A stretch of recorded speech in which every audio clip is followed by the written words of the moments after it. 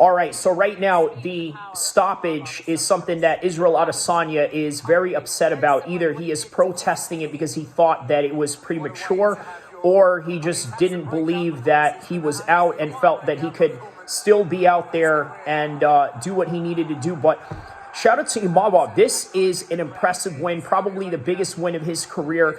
We wanted to see where Izzy was going to be at. Was he going to adjust in the mistakes that he did against Sean Strickland? Obviously, the way that Sean Strickland knocked him down, Imavov did the same thing, but the only difference is that he got to finish him here.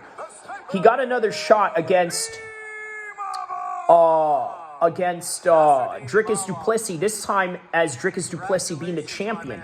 Now, we have wanted to see this when Israel Adesanya was champion, when he was the man of the division. And out of nowhere, here it is. He came in here and he got the finish against Israel Adesanya in what was supposed to be his comeback fight. But unfortunately, that didn't happen. And as a result, now the 185 division is looking a whole lot different now. You got Israel Adesanya now being defeated by Nasruddin, already defeated by Sean Strickland, now defeated by Dricus du Plessis, has already been defeated by El-Kheer, but obviously, El-Kheer is on a whole completely different trajectory, especially since it was Israel Adesanya who last beat him. So I really feel bad for Israel Adesanya, but at the same time, this is the name of the game. It's competitive architecture at its best. This is just what happens in the game of MMA. People are going to have their moments of peak. People are going to have their moments of downs. And this just happened to be one of those moments that was a big down for Israel Adesanya. And as a result, we got ourselves a top new contender in the 185 division as a result of that. So other fights that have gone on, obviously Michael Venom Page did exactly what Michael Venom Page does best, which is what? He goes out there, he plays the long-range game and wins in that similar fashion in which how I had predicted it to be, right down to the T. So big ups to him on that one. Obviously, there were a lot of great fights on this card, a whole lot of great fights, which I'm going to break down somewhere down this week or somewhere down the line. But for now, this is a big upset for Israel Adesanya, and I can't believe that Israel Adesanya is in his third losing streak. But you know what? That's what happens when you fight the best after the best, week in and week out. That's the reality that we got out of this situation. Congrats to Nasruddin Imavov, and we got Dricus du Plessis and Sean Strickland next week, and the winner of that faces Khamzat. I told you guys at one point that I made a video stating that the 185 division is at its most stacked peak ever, and I got a video for that. I may just add that video into the description down below so that you can get full context of everything that I've been saying for the past couple of years.